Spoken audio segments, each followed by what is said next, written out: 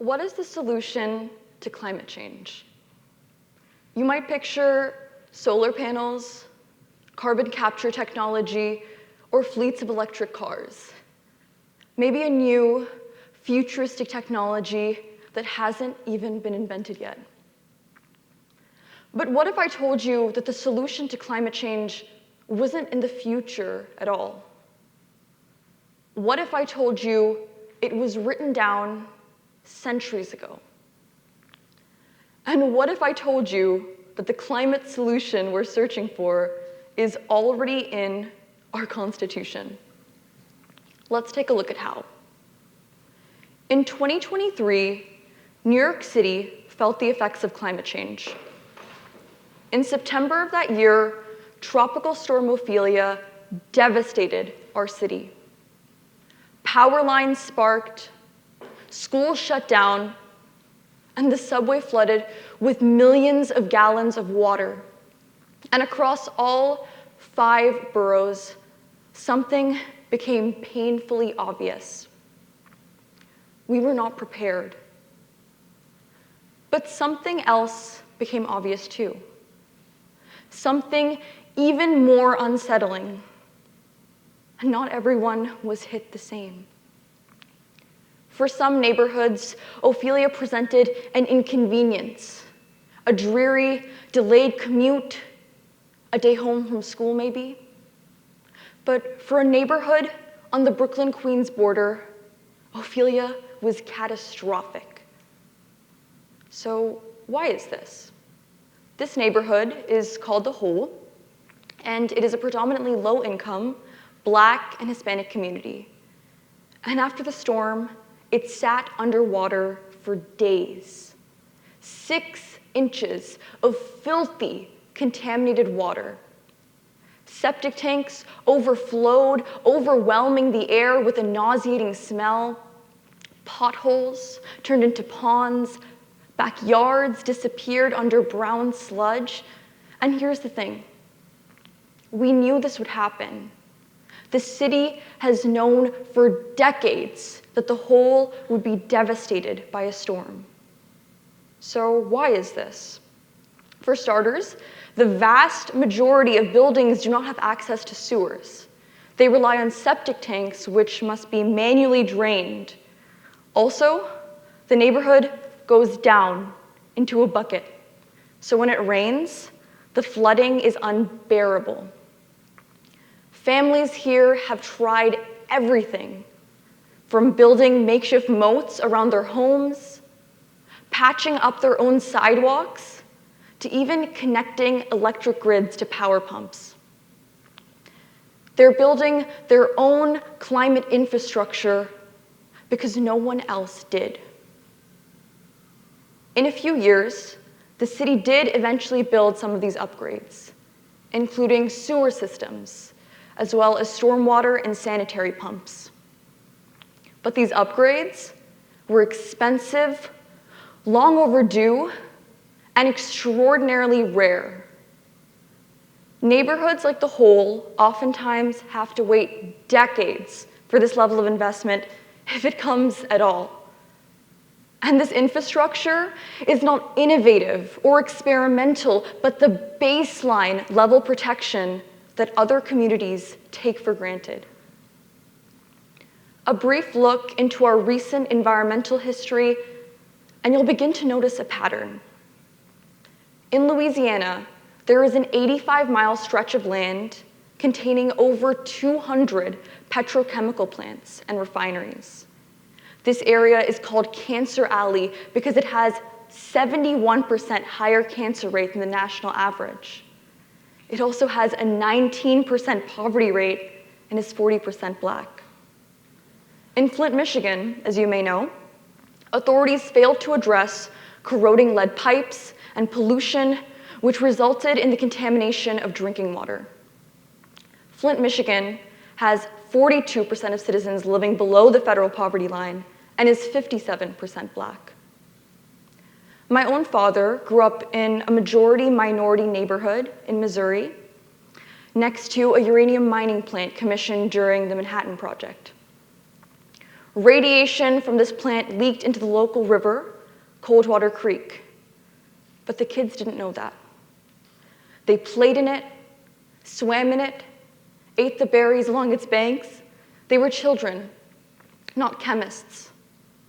And in a few years, cancer cases started to appear, including my own father. Thankfully, he was able to survive, but the same cannot be said for countless other children. Doctors were able to determine that the creek was a toxic exposure site and that authorities effectively neglected the people affected. Different decades, different disasters, but the same principle. Your zip code determines your level of environmental protection.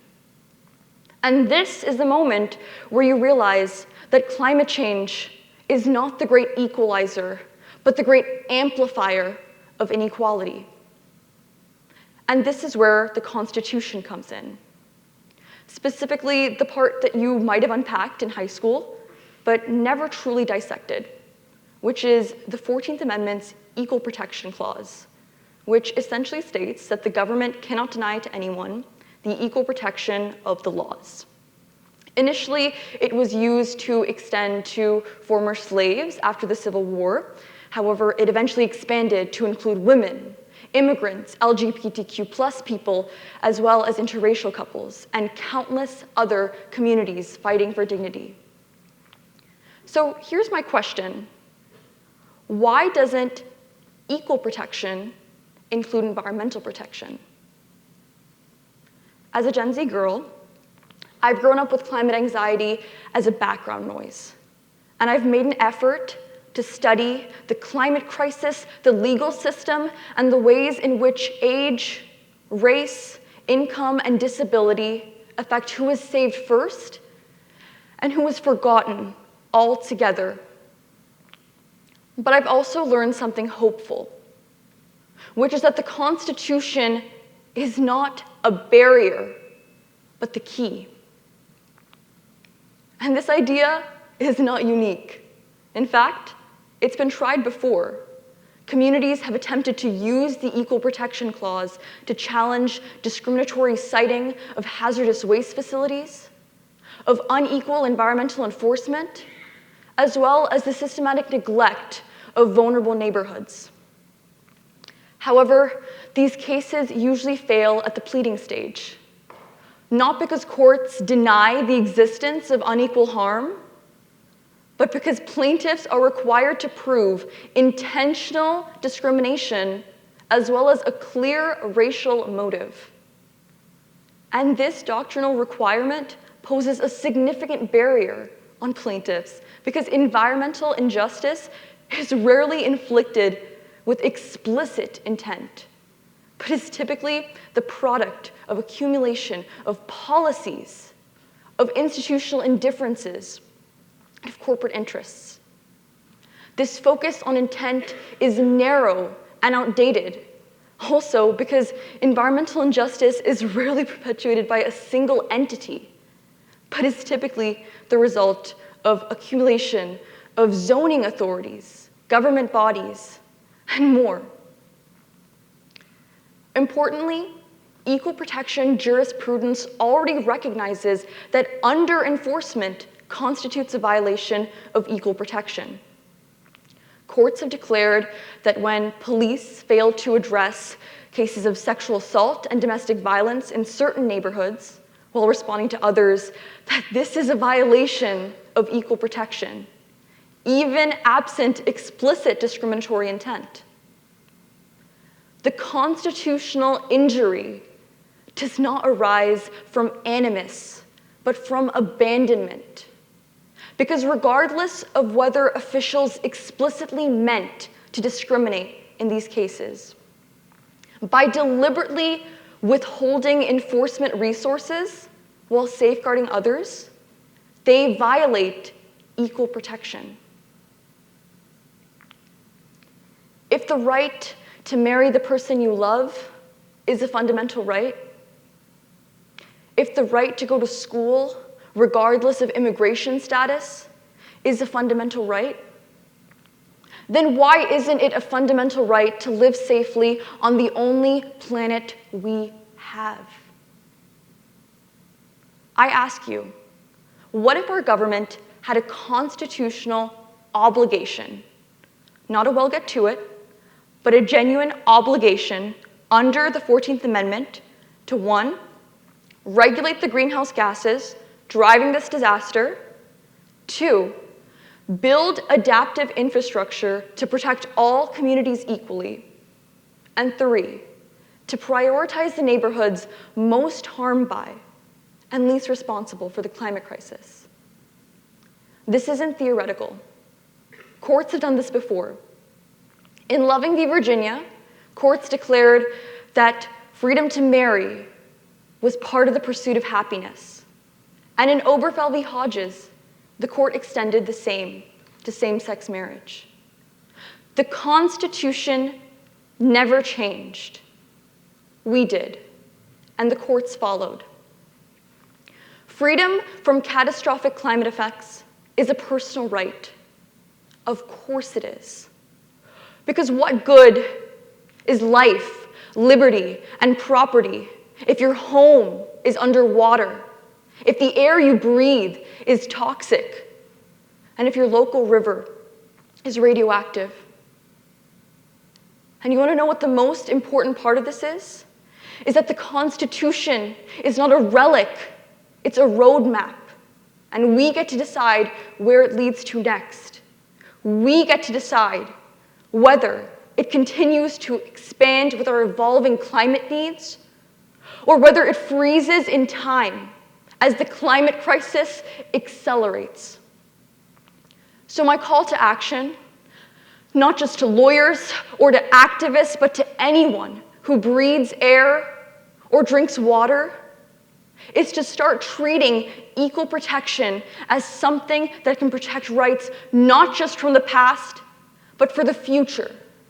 Start treating environmental justice as equal justice, and start treating climate protection as a constitutional protection. Let's reinterpret the Equal Protection Clause to include the right to a livable future. Because centuries from now, when our descendants look back on this generation, they should not see a generation paralyzed by fear, but one empowered by the facts, the law, and the future. And a generation that realized that the fight for equality and the fight against climate change were never separate battles, but the same one all along. Thank you.